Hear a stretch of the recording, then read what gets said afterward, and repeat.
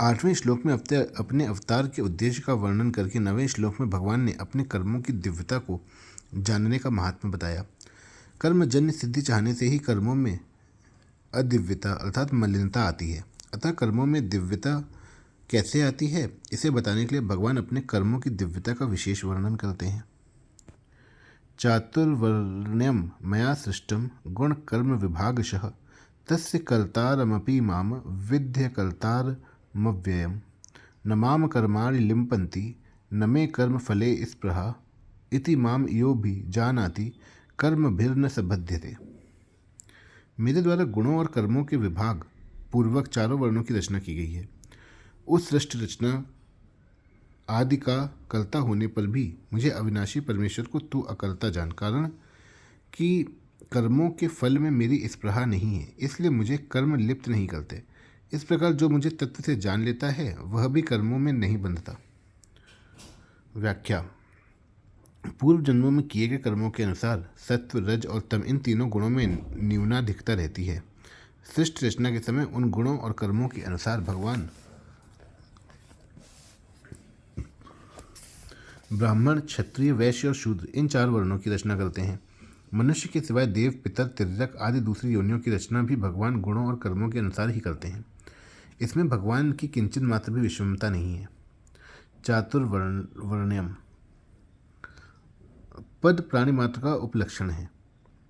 इसका तात्पर्य है कि मनुष्य ही 4 प्रकार के नहीं होते, अपितु पशु, पक्षी, वृक्ष आदि भी 4 प्रकार के होते हैं। जैसे पक्षियों में कबूतर आदि ब्राह्मण, बाज आदि क्षत्रिय, चील आदि वैश्य और कौवा आदि शूद्र पक्षी हैं। इस प्रकार वृक्षों में पीपल ब्राह्मण, नीम क्षत्रिय, इमली वैश्य और बबूल शूद्र वृक्ष हैं।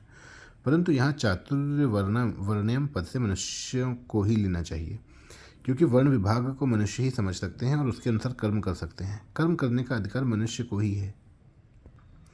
4 वर्णों की रचना मैंने ही की है।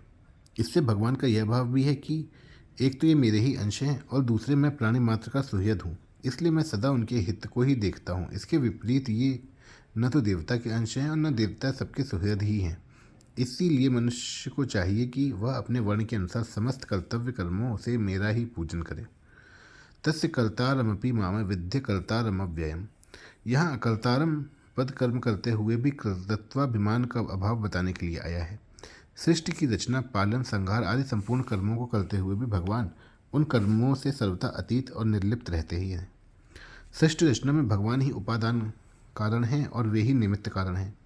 मिट्टी से बने पात्र में मिट्टी उपादान कारण है और कुम्हार निमित्त कारण है।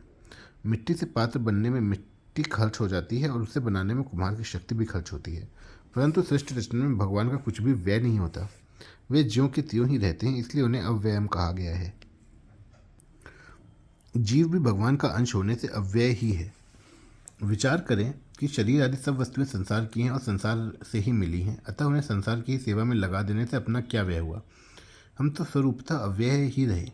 इसलिए यदि साधक शरीर, इंद्रियां, मन, बुद्धि, धन, संपत्ति आदि मिले हुए सांसारिक पदार्थों को अपना और अपने लिए ना माने तो फिर उसे अपनी अव्ययता का अनुभव हो जाएगा। यहाँ विद्य पद से भगवान ने अपने कर्मों की दिव्यता को समझने की आज्ञा दी है।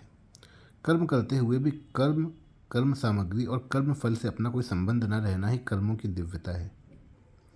न माम कर्माणि लिम्पन्ति न मे कर्म फले स्पृहा। विश्व रचनादि समस्त कर्म करते हुए भी भगवान का उन कर्मों से कुछ भी संबंध नहीं है। उनके कर्मों में विषमता, पक्षपात आदि दोष लेश मात्र भी नहीं है। उनके कर्म फल में किंचन मात्र भी आसक्ति, ममता या कामना नहीं है, इसलिए वे कर्म भगवान को लिप्त नहीं करते। उत्पत्ति विनाशशील वस्तु मात्र कर्मफल हैं। भगवान कहते हैं कि जैसे मेरी कर्मफल में स्पृहा नहीं है, ऐसे ही तुम्हारी भी कर्मफल में स्पृहा नहीं होनी चाहिए। कर्मफल में स्पृहा न रहने से संपूर्ण कर्म करते हुए भी तुम कर्मों से बंधोगे नहीं। पीछे के श्लोक में भगवान ने बताया कि सृष्टि रचना आदि समस्त कर्मों का कर्ता होते हुए भी मैं अकर्ता हूँ, अर्थात मुझमें कर्तृत्वाभिमान नहीं है। और इस श्लोक में बताते हैं कि कर्म फल में मेरी स्पृहा नहीं है, अर्थात मुझमें भोक्तृत्वाभिमान भी नहीं है। अतः साधक को भी इन दोनों से रहित होना चाहिए। फल इच्छा का त्याग करके केवल दूसरों के लिए कर्म करने से कर्तृत्व और भोक्तृत्व दोनों ही नहीं रहते। कर्तृत्व और भोक्तृत्व ही संसार हैं, अतः इनके न रहने से मुक्ति स्वतः सिद्ध है। इति माम यो भी जानाति। मनुष्य में जब कामनाएं उत्पन्न होती हैं तब उसकी दृष्टि उत्पत्ति विनाशशील पदार्थों पर रहती है।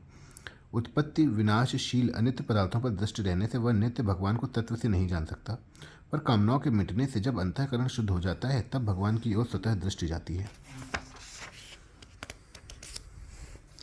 भगवान की ओर दृष्टि जानने पर मनुष्य जान जाता है कि भगवान प्राणी मात्र के परम सुहृद हैं, इसलिए उनके द्वारा होने वाली मात्र क्रियाएं भी प्राणी मात्र के हित के लिए ही होती हैं। भगवान तो जीवों को कर्म बंधन से रहित करने के लिए ही उन्हें मनुष्य शरीर देते हैं, पर इस बात को न समझने के कारण जीव कर्मों से नए नए संबंध मानकर और बंधन उत्पन्न कर लेता है।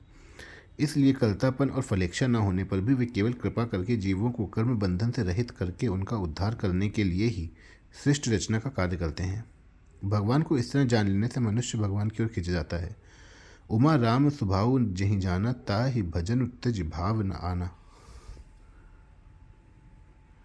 कर्म भिन्न सबद्धते। भगवान के कर्म तो दिव्य हैं ही, संत महात्माओं के कर्म भी दिव्य हो जाते हैं। वास्तव में संत महात्मा ही मनुष्य मात्र अपने कर्मों को दिव्य बना सकता है। जब कर्मों में मलिनता अर्थात कामना, ममता, आसक्ति आदि होती है तब वे कर्म बांधने वाले हो जाते हैं। जब मलिनता के दूर हो जाने पर कर्म दिव्य हो जाते हैं तब वे उसे नहीं बांधते।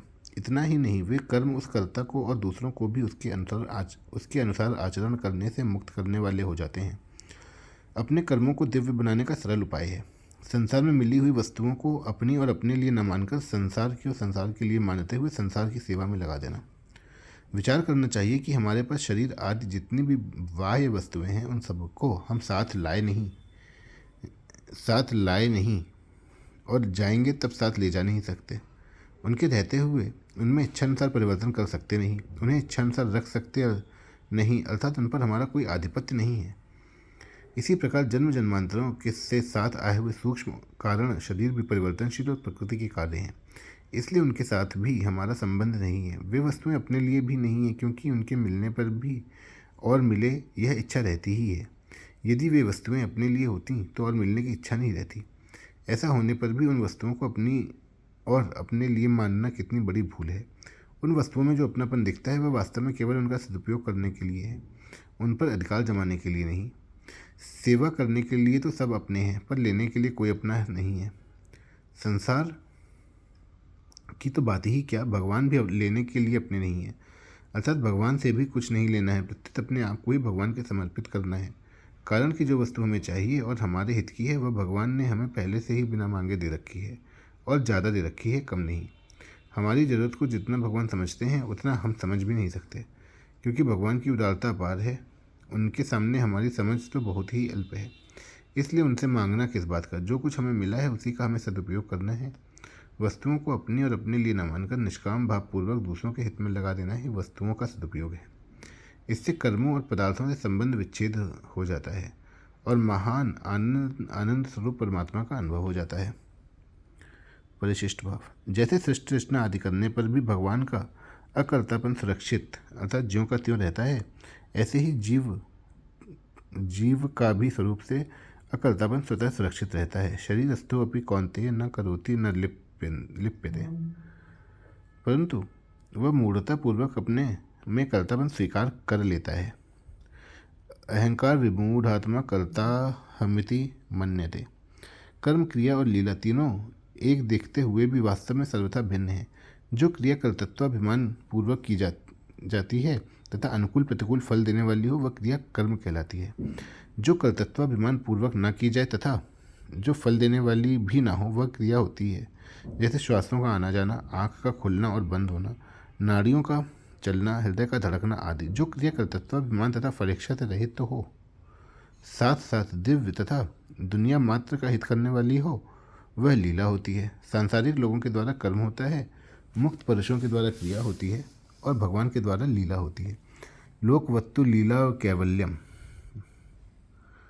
अर्थात जैसे संसार न होते हुए भी दिखता है, ऐसे ही भगवान की सृष्टि रचना आदि कार्य केवल लीला मात्र हैं। तात्पर्य है कि भगवान कर्ता न होते हुए भी लीला से कर्ता दिखते हैं। चातुर्वर्ण्यम मया सृष्टम गुण कर्म विभागशः पदों से सिद्ध होता है कि गीता जन्म उत्पत्ति से ही जाति मानती है। जो मनुष्य जिस वर्ण में जिस जाति के माता पिता से पैदा हुआ है उसी से उसकी जाति मानी जाती है। जाति शब्द ही जनि प्रादुर्भावे धातु से बना है, जो जन्म से जाति को सिद्ध करता है। कर्म से तो कृति शब्द होता है, जो डुक्कन करने धातु से बना है। हाँ, जाति की पूर्ण रक्षा उसके अनुसार कर्तव्य कर्म करने से ही होती है।